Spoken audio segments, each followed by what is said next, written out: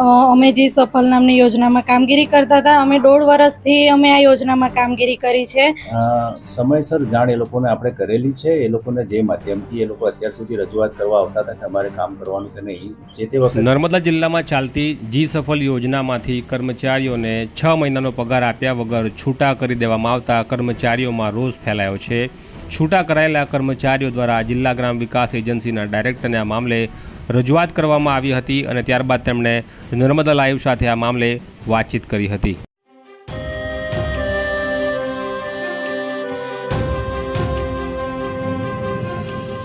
અમે જી સફળ સરકારશ્રી દ્વારા જે ચાલુ કરવામાં આવેલી જી સફળ નામની જે યોજના છે એમાં અમે ફિલ્ડ કોચ તરીકે કામ કરતા હતા. એમાં અમને જે અંત્યોદય પરિવારો છે એમની જોડે કામ કરવાનું હતું.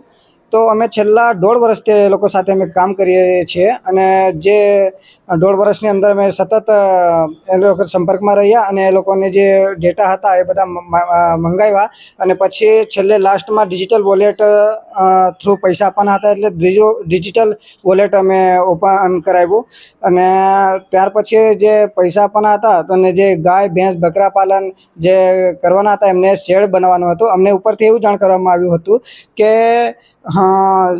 શેડ બનાવવું પડશે અને શેડ બનાવે એના અલગથી 5,000 આપવામાં આવશે. તો લાભાર્થીઓએ પોતાના સ્વખર્ચે શેડ બનાવ્યા છતાં પણ આજ દિન સુધી કોઈ લાભાર્થીઓને સહાય આપવામાં આવી નહોતી અને અમે છેલ્લા જાન્યુઆરી 2026થી પગાર પણ ચૂકવવામાં આવ્યો નહોતો. અમે જી સફળ નામની યોજનામાં કામગીરી કરતા હતા. અમે 1.5 વર્ષથી અમે આ યોજનામાં કામગીરી કરી છે, જેમાં અંત્યોદય પરિવારો સાથે અમારે કામગીરી કરવાની હતી જે અતિ ગરીબ છે અને એ લોકોએ જે મારી પાસે 72 પરિવારો છે એવા બધા એફસી પાસે કુલ ટોટલ અમારી પાસે 2500 જેવા લાભાર્થીઓ છે જે દર લાભાર્થી દીઠ 75,000ની સહાય આપવાની હતી. તો હમણાં અમને જાણ કરવામાં આવી કે તમને છૂટા કરી દેવામાં આવ્યા છે 31/3થી અને આજ દિન સુધી અમને જાણ નથી કરી અને આજે અમે નિયામક સર પાસે જ્યારે રજૂઆત કરવા આવ્યા ત્યારે અમને ખબર પડી કે અમને છૂટા કરવામાં આવ્યા છે, જેથી અમારી એફસીઓને સમયસર પગાર નહોતો આપ્યો. 6 મહિનાથી અમને પગાર નથી આપ્યો અને એનાથી અમારા લાભાર્થીઓ એફસીઓ અમે ખૂબ હેરાન થયા છે. અમે કેટલીક વાર તાલુકામાં રજૂઆત કરી છે, જિલ્લામાં રજૂઆત કરી છે, કલેક્ટર સાહેબ સુધી બી અમે ગયા છે અને આ સુધી અમને નિરાકરણ નહોતા લાવતા અને જ્યારે આજે અમને નિરાકરણ આવ્યું છે તો અમને એવું કહેવામાં આવ્યું છે કે તમને છૂટા કરવામાં આવ્યા છે અને જેથી લાભાર્થીઓએ જે પોતાના ખર્ચે જે શેડ બનાવ્યા છે તે લાભાર્થીઓનું શું. અમારો જે મેઇન મુદ્દો છે કે જે લાભાર્થીઓએ શેડ પોતાના પૈસે શેડ બનાવ્યો છે એ લાભાર્થીઓને અમારે જવાબ શું આપવાનો. અને અહીંયા નિયામક સરે એવું કીધું કે અમારા જીએલપીસીના સ્ટાફ દ્વારા કામગીરી કરવામાં આવશે. એવા અમારે પાંચ તાલુકામાં કામગીરી થતી હતી, જેમાં 318 જણ અમે કામગીરી કરતા હતા, જેમાં અમે નર્મદા જિલ્લામાં 1.5 વર્ષથી કામગીરી કરીએ છીએ અને બીજા તાલુકામાં 4 થી 5 મહિના સુધી કામગીરી ચાલુ હતી અને એ લોકોને બી છૂટાનો લેટર આપી દીધો છે અને આનાથી લાભાર્થીઓને ખૂબ પરેશાની થશે અને અમને બી મુશ્કેલી થવાની છે કેમ કે અમે લાભાર્થીને ઘર સુધી કોન્ટેક્ટમાં હતા અને એ લોકોએ પોતાના ખર્ચે શેડ બનાવ્યા છે. વોલેટ ખોલાવવા માટે મોબાઈલ હપ્તેથી લીધા છે અને એ લોકો હપ્તા ભરે છે એટલે એ લોકોને અમારા પરથી વિશ્વાસ ઉઠી જવાનો છે અને આ યોજના પરથી બી હજુ ગ્રાન્ટ નથી આવી અને કાર સુધીમાં આવશે તે રજૂઆત નથી કરી. એમને હજુ કોઈ જાણ નથી કરી અમને. અમે રજૂઆત વારંવાર લઈને આવીએ છીએ પગાર માટે પણ એ લોકો સર અમને કોઈ વ્યવસ્થિત અમને જવાબ નથી આપી રહ્યા. ત્યારે આ મુદ્દે અમે જિલ્લા ગ્રામ વિકાસ એજન્સીના ડાયરેક્ટર YS ચૌધરી સાથે વાત કરી હતી. તેમણે આ પ્રકારે જવાબ આપ્યો છે.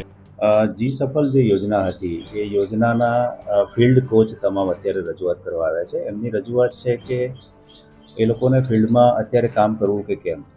રાજ્ય સરકારશ્રીના આદેશ મુજબ 31/3/2026થી તમામ ફિલ્ડ કોચને છૂટા કરવામાં આવ્યા છે અને આ યોજનાનું રિસ્ટ્રક્ચરિંગની કામગીરી અત્યારે રાજ્ય કક્ષાએ ચાલી રહી છે. જ્યાં સુધી એ પુનર્ગઠનની કામગીરી પૂરી ન થાય ત્યાં સુધી અમારા જીએલપીસીના સ્ટાફ દ્વારા કામગીરી ચાલુ રહેશે એ પ્રમાણે સૂચના મળેલ છે.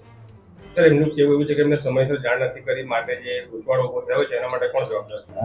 સમયસર જાણ એ લોકોને આપણે કરેલી છે. એ લોકોને જે માધ્યમથી એ લોકો અત્યાર સુધી રજૂઆત કરવા આવતા હતા કે અમારે કામ કરવાનું કે નહીં, જે તે વખતે અમે એમને ટેલિફોનિક જાણ કરી હતી. હાલ તમારે કામગીરી કરવાની નથી, પણ લેખિતમાં અમને જેવી સૂચના મળી સરકાર તરફથી તરત જ અમે એમને જાણ કરેલી છે કે હવે હાલ 31/3ના રોજથી તમને છૂટા ગણવામાં આવે છે અને યોજનાનું રિસ્ટ્રક્ચરિંગની કામગીરી ચાલી રહી છે. આ કોઈ પહેલો પ્રસંગ નથી. આ પહેલાં અનેકો વખત સરકાર દ્વારા ચલાવવામાં આવતી અલગ અલગ યોજનાઓમાં કામ કરતા કર્મચારીઓને અચાનક કાઢી મૂકવાના પ્રસંગો અગાઉ પણ થયા છે.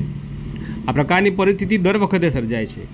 અધવચ્ચે નોકરીમાંથી કાઢી મૂકવામાં આવતા કર્મચારીઓ કહે છે કે હવે અમારે ક્યાં જવું. કોઈ 40 વર્ષનું થઈ જાય છે, કોઈ 50 વર્ષનું થઈ જાય છે અને આ ઉંમરે નવી નોકરી શોધવી ખૂબ અઘરું પડે છે. અને આ પ્રકારની અસામાન્ય પરિસ્થિતિમાં માણસ જીવતો હોય છે. પોતાના પરિવારનું ગુજરાન કેવી રીતે ચલાવશે, પોતાના ભણી રહેલા બાળકોની ફી ક્યાંથી ભરશે, પોતાના વૃદ્ધ થઈ ગયેલા મા બાપની દવાનો ખર્ચ કેવી રીતે કાઢશે, આ તમામ પ્રકારના સવાલો આ છૂટા કરેલા કર્મચારીઓની સામે મોઢું ફાડીને આવી સમસ્યાઓ ઊભી થઈ જાય છે. તમારું શું કહેવું છે કોમેન્ટમાં જરૂરથી લખજો. મને